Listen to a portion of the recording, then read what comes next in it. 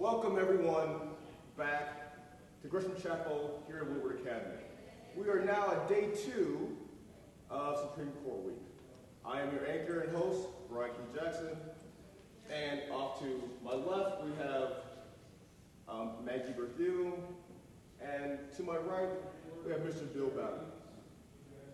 Today, you will hear the verdict in the 2 cases we heard yesterday, and also you will hear and observe a simulated Supreme Court experience for 2 new cases that we have on the docket today, which are Evans versus Michigan and Bailey versus the United States. So, let's talk about those 2 cases. So, Mr. Bowden, preview for us what we're about to hear in the 2 new cases that we're going to hear today, Evans versus Michigan first. All right, so Evans versus Michigan is a case about a mistake that was made by a trial judge in the state of Michigan in an arson case, in which the judge mistakenly issued a mid-trial directed verdict of innocent in a case where he misunderstood the requirements to prove arson. And the state of Michigan would like to retry Mr. Evans because the judge made a mistake.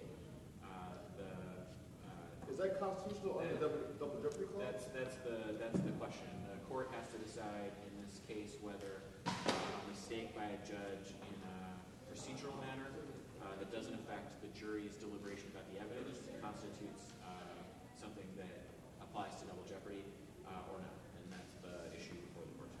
All right, and Mr.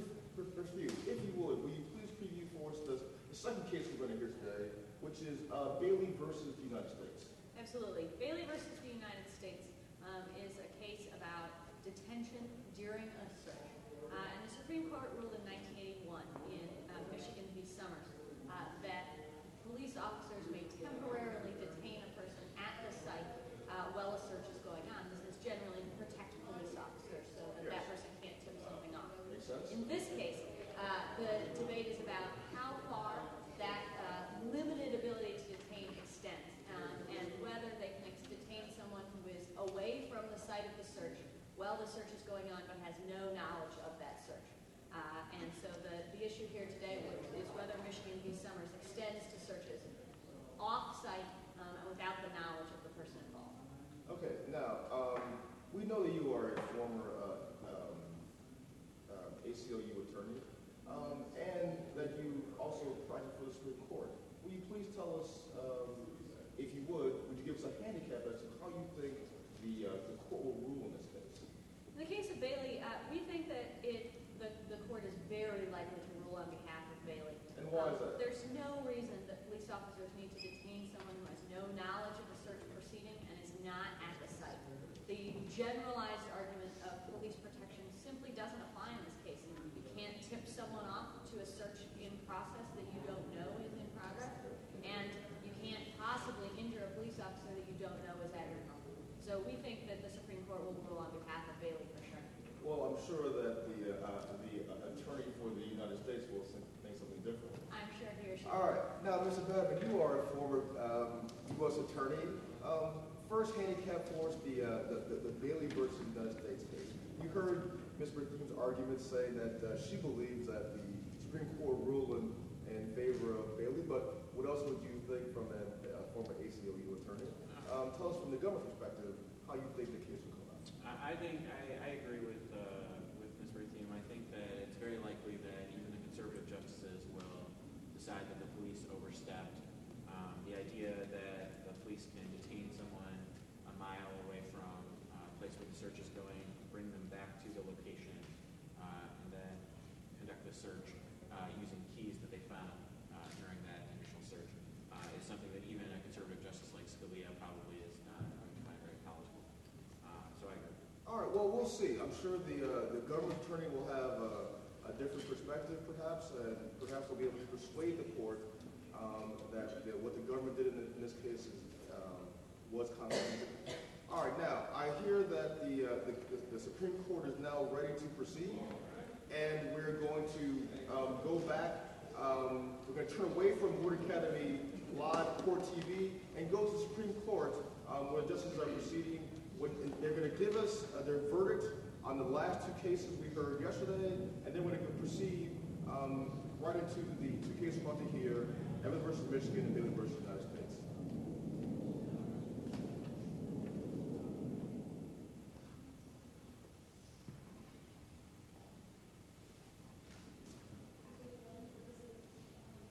All rise.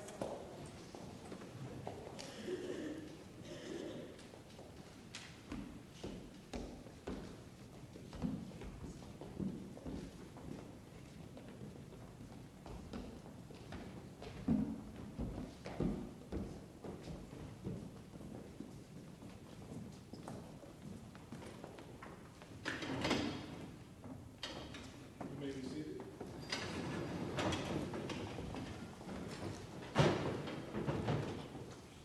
The United States Supreme Court is now back in session. The Honorable United States Supreme Court Justices presiding. In the case of Florida versus Harris, the court decides 9-0 in favor of Florida. In the case of Florida versus Jardines, the court decides 6-3 in favor of Jardines. The two cases on the docket today are Evans v. Michigan and Bailey versus the United States. Is the attorney for Evans ready to proceed? Yes, sir. Is the attorney for Michigan ready to proceed? Yes. The attorney for Evans, you have the court. May I approach the podium? You may.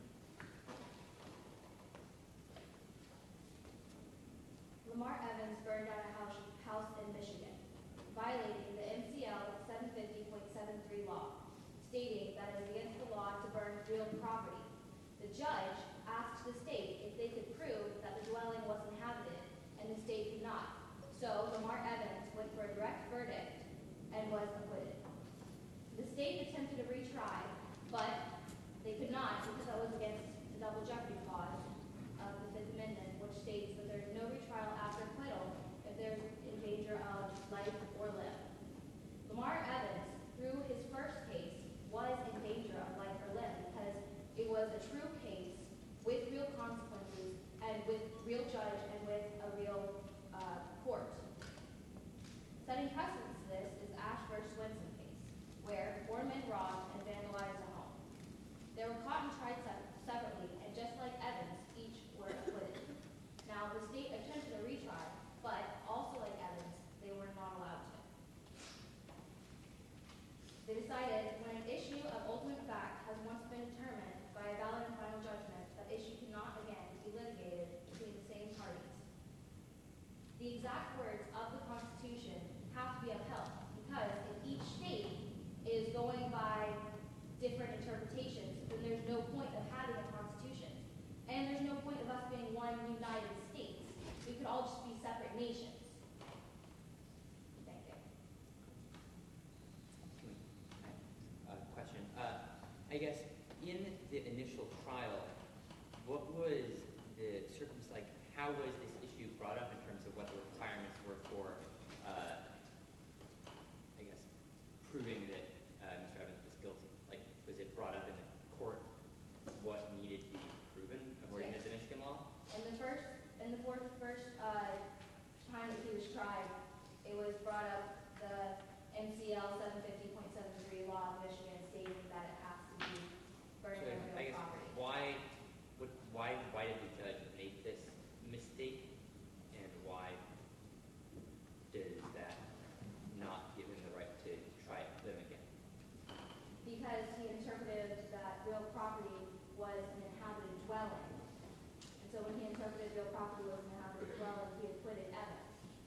And since Evans was acquitted, he cannot be retried. Sure, but in the initial trial, was there ever a discussion of the definition of real property and, being a house that's lived in? No. In the Ash versus Swenson case, did the judge make a similar mistake?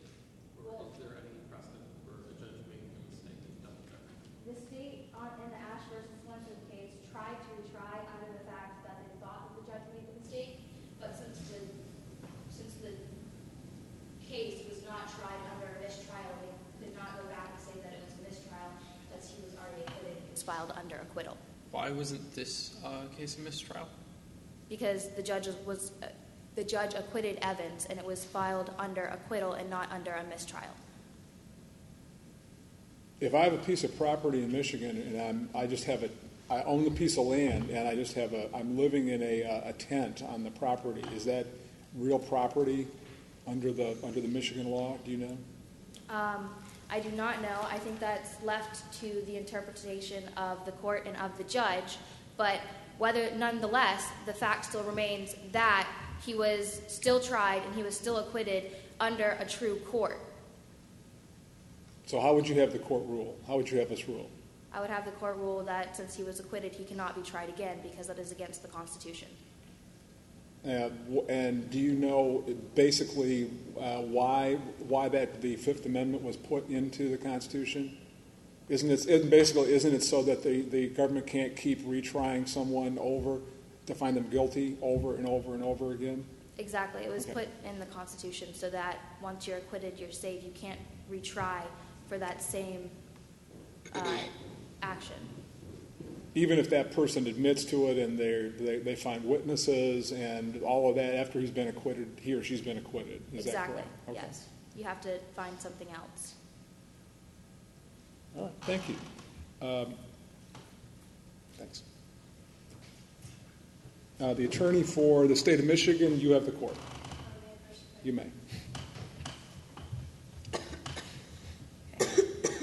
Mr. Evans was accused of burning a house in Michigan.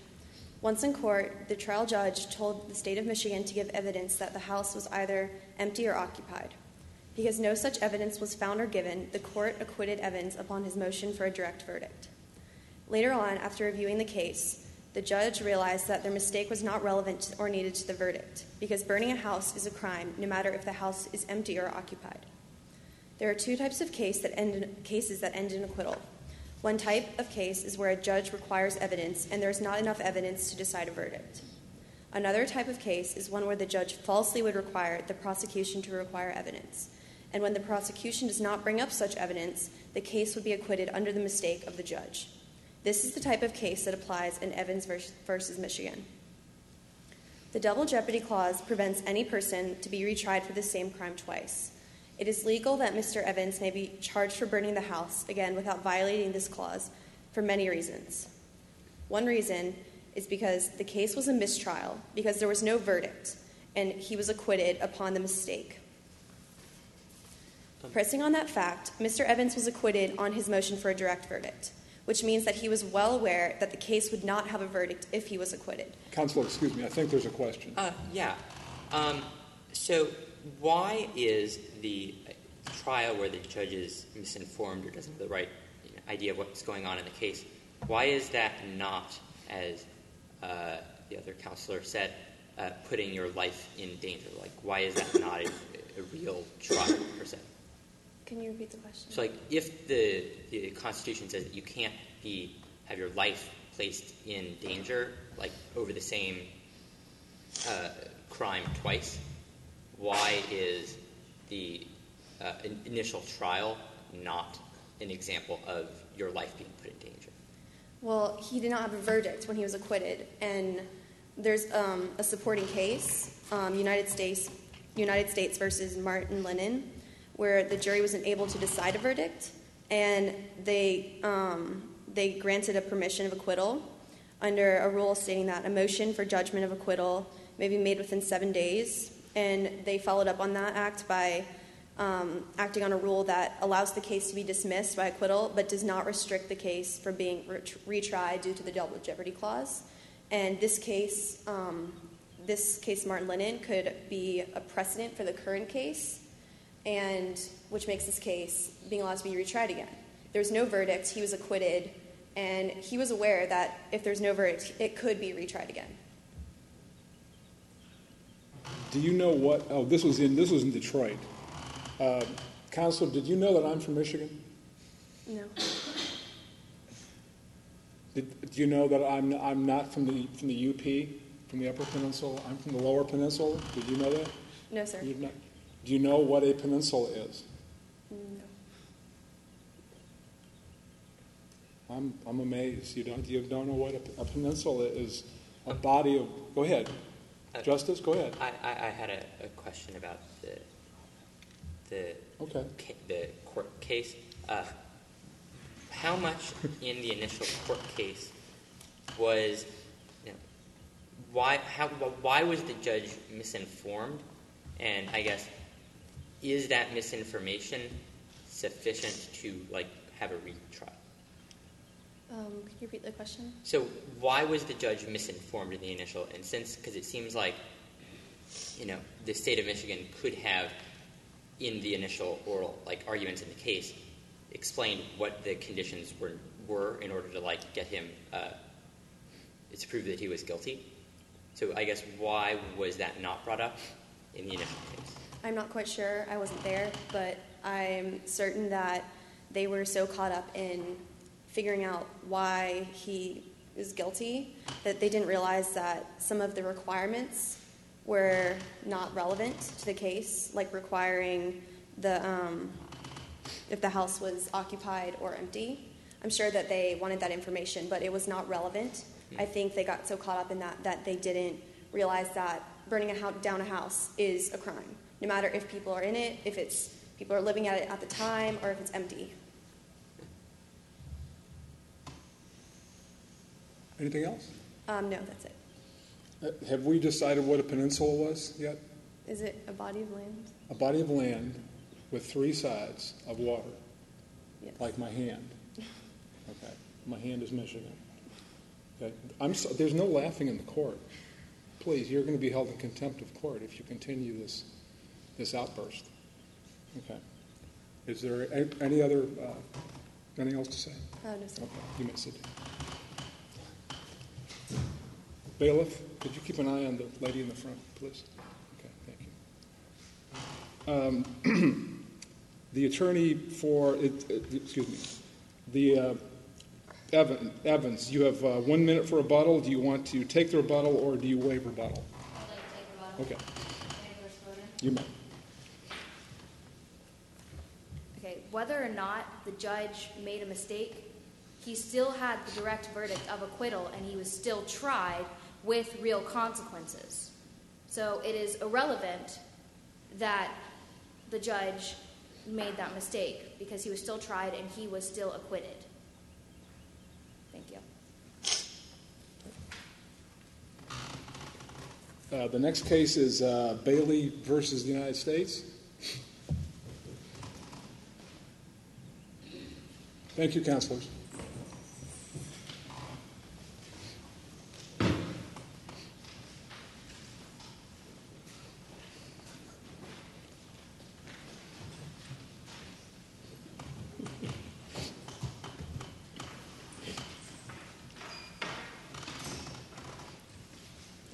Is the attorney for Bailey ready to proceed?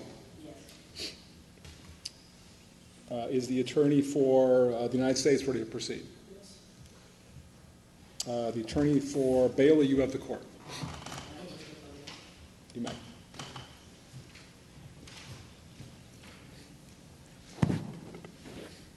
On July 28, 2005, Truman L. Bailey was suspected of having a gun, according to the testimony provided by a criminal informant. When 2 police officers went to a judge to get a warrant to search the apartment where Mr. Bailey lived, when they arrived at his apartment, they observed him leaving his apartment. Instead of stopping him while he was at his apartment to conduct the search, they follow him for about a mile and pull him over. After they pulled him over, they searched him a mile away from his house and found nothing on him. They detained him and then brought him back to his apartment to conduct the search. They found drugs and a gun at his apartment. Under Michigan v. Summers states that the police can detain a person away from their apartment as long as it's as soon as practicable.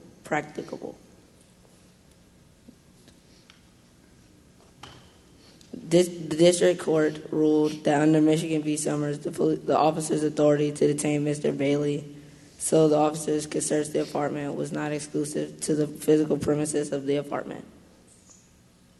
Mr. Bailey was convicted on 2 counts: possession with intent to distribute at least 5 grams of cocaine base, and possession of a firearm and furtherance of a drug trafficking crime. The issue of this case is whether, pursuant to Michigan v. Summers, police officers may detain an individual incident to the execution of a search warrant when the individual has left the immediate vicinity of the premises before the warrant is executed. May I ask a question? What exactly did the search warrant allow the police to do? Like, what was the scope of the warrant? They were supposed to search the basement apartment of Mr. Bailey. So I guess, why could the police have just searched the apartment and not gone after him in the car? Yes, because they saw him leaving his apartment when they arrived. Are you saying that the part where he was in the car and detained is illegal, or some other part of the case? What's illegal is that they detained him a mile away from his premises, which the Fourth Amendment does not allow. Why is a mile specifically the threshold for it being illegal if they're allowed to detain him somewhere outside the premises? Why is a mile too far? It says immediate vicinity, and a mile isn't in the immediate vicinity. What determines immediate vicinity? It's up to the judge to decide. How do you think we should decide that, then? Why is a mile not immediate? I think that you should overturn the Michigan v. Summers ruling, because the Michigan v. Summers ruling is too broad, allowing police officers to detain suspects in a broad, it needs to be more specific. Why does detainment violate the Fourth Amendment? Why does detainment violate the Fourth Amendment? It's not the fact that they detained him, it's that they detained him outside the immediate vicinity, and when they searched him in his car, they didn't have probable cause or a warrant to search the car. Was the initial warrant not probable cause enough to search the car and to detain him outside of the premises? So they had an initial warrant, so there was clearly some evidence that this man was suspected of illegal activities. I guess, is that not probable cause enough to detain him a mile outside of his home and then to do some search on his car? The probable cause was for the apartment. When they observed him leaving the apartment, they had no right to follow him for a mile, pull him over, and search him there. And when they found nothing, when they searched him a mile away from his house, the probable cause should have went away. How would you have the court rule? I would have the court overturn the Michigan v. Summers ruling and make the Michigan v. Summers ruling more specific as to when they can detain a suspect. Okay, thank you, Counselor. The attorney for the United States, you have the court. Granted.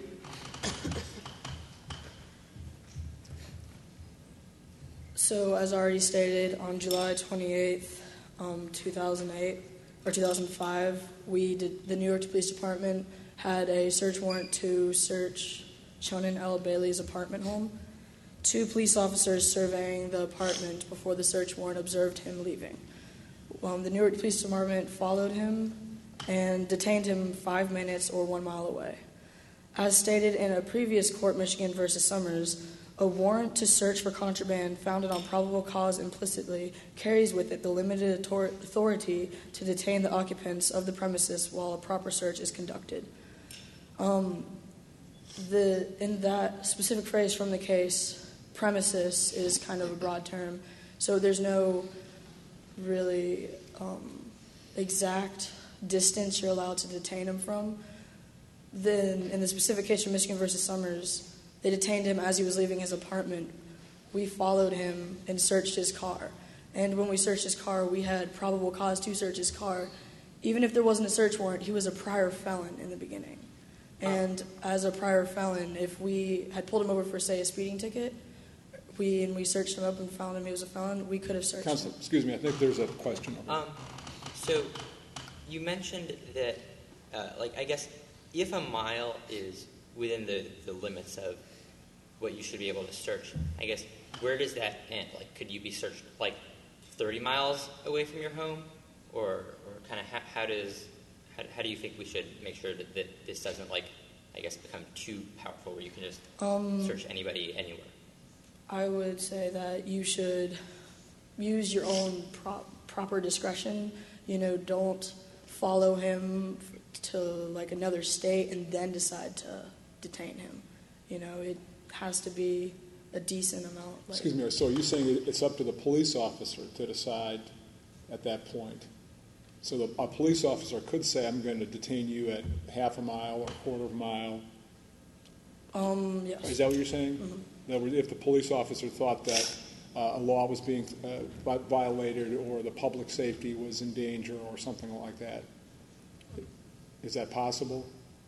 Can you please restate that? Yeah, if a police officer, for whatever reason, thought that this person, whatever they possessed, drugs, weapons, was violating federal or state law, the police officer could stop and detain that person at 100 yards away from their house or 200 yards? Yes. Do you know why they followed him for a mile?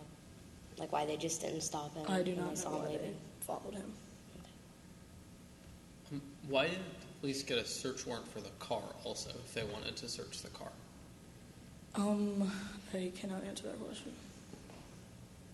Why does the scope of Michigan v. Summers for detainment allow probable cause? Excuse me? Michigan v. Summers means that they could detain him off the premises. Why does that mean the police could search his car? Because of probable cause. Why does it generate probable cause? Well, in this case, he was already a prior felon. And we had already had a tip that he had a weapon, and he's not allowed to have... So under current law, the police can search any prior felon's car at any time? Well, the tip that we received from an anonymous person was that he had a handgun, and you're not allowed to obtain weapons as a prior felon legally. So when we searched his car, it was because we had probable cause. If you had a search warrant for the apartment, why did you need to also search the car?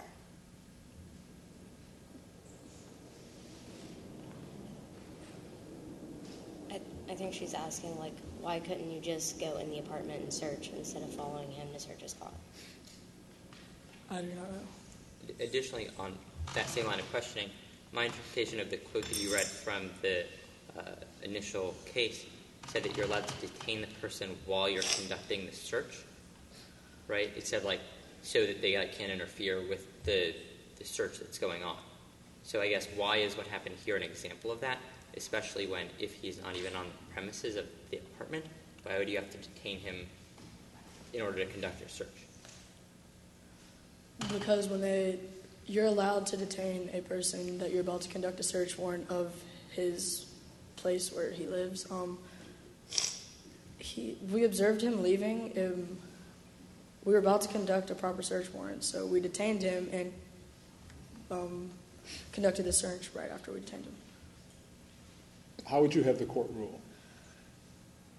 Leave it up to the police officer's discretion of when you were going to detain somebody, if you're going to detain somebody seen leaving the premises of a place about to be conducted a search warrant. All right, thank you, Counselor. The attorney for Bailey, you have 1 minute for rebuttal. Do you want to take rebuttal or do you waive rebuttal?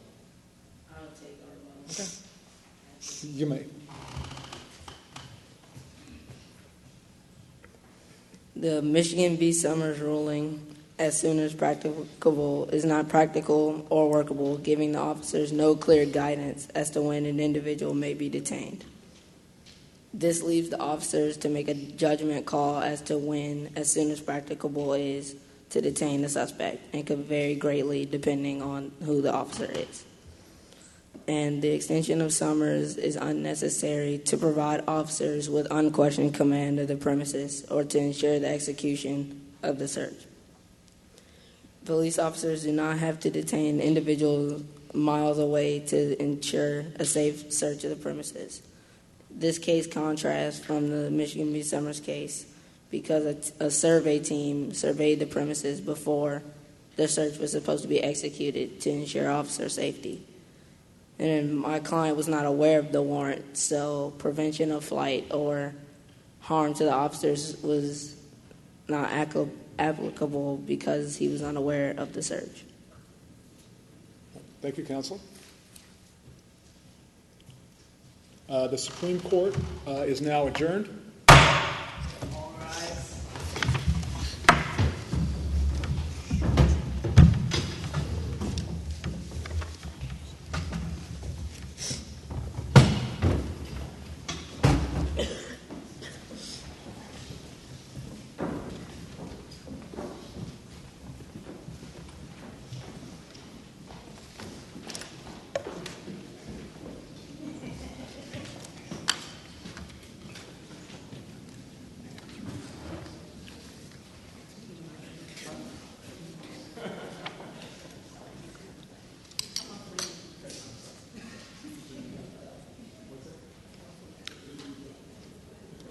All right.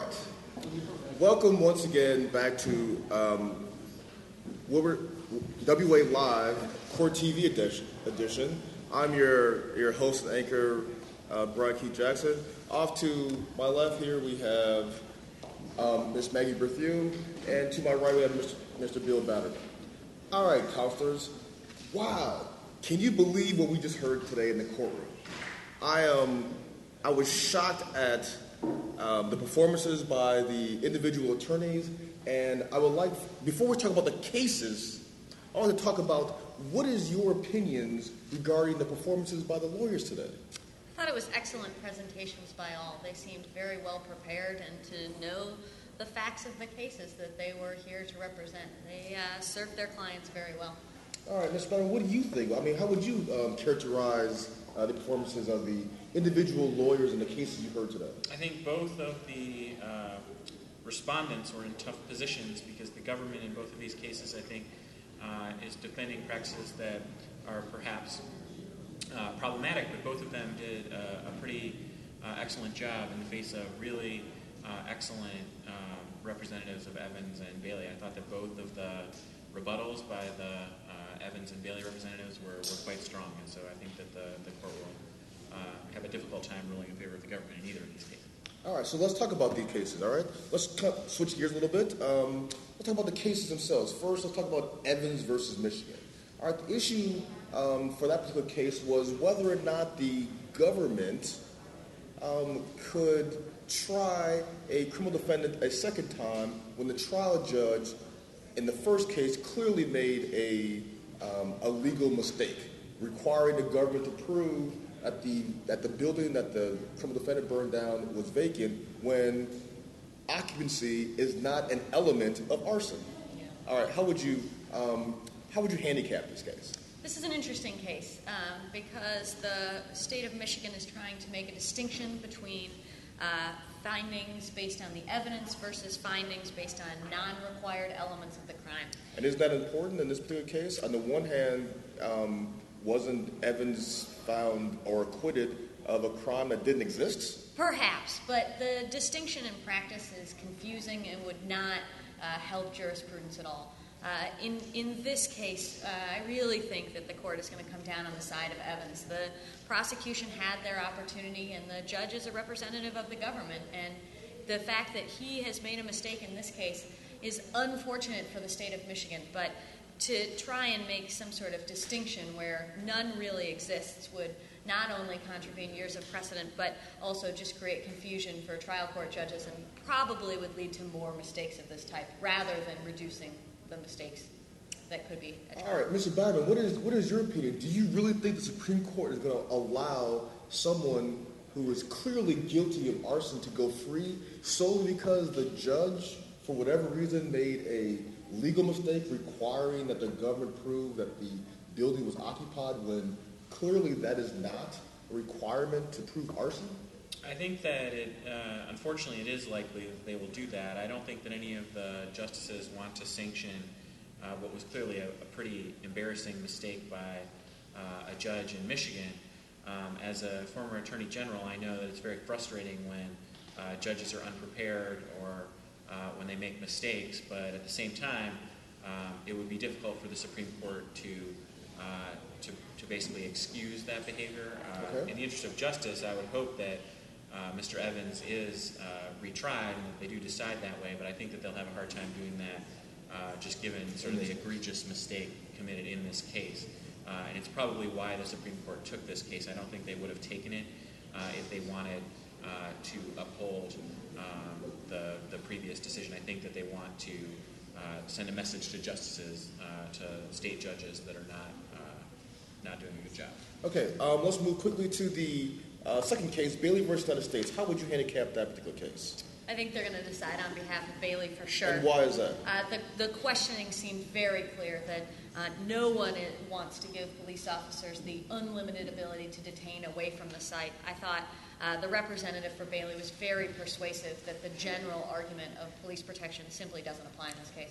All right, Mr. Batterman, Councilor Batterman, what do you think about the argument that the Bailey attorney made that Summers should be overruled? What are the prospects of that happening? I think that while the specific instance of this case might be a little problematic, I think that the court might decide that police discretion is a valuable tool of law enforcement, but to provide a little bit more guidance than the Summers case provided.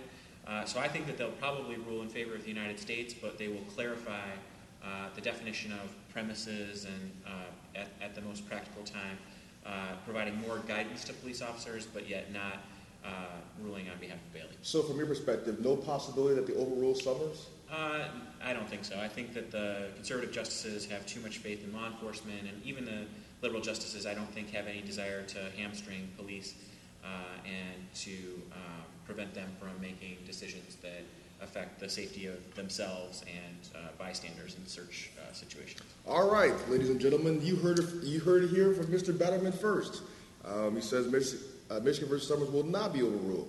Well, how about this? I hear that the Supreme Court is coming back into session, and they're going to render their verdict on these particular cases.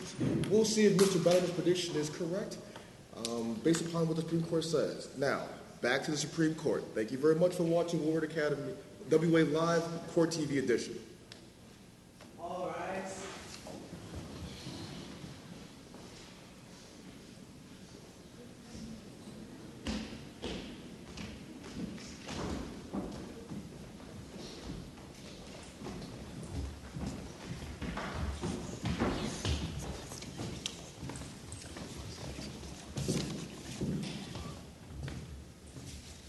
You may be seated.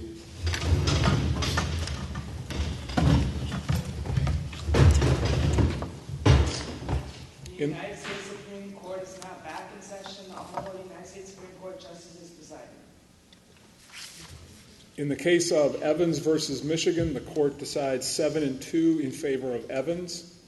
In the case of Bailey versus the United States, the court decides 8-1 in favor of Bailey. The Supreme Court is now adjourned. All right, very good, everyone. All right, we have 4 minutes for bell rings.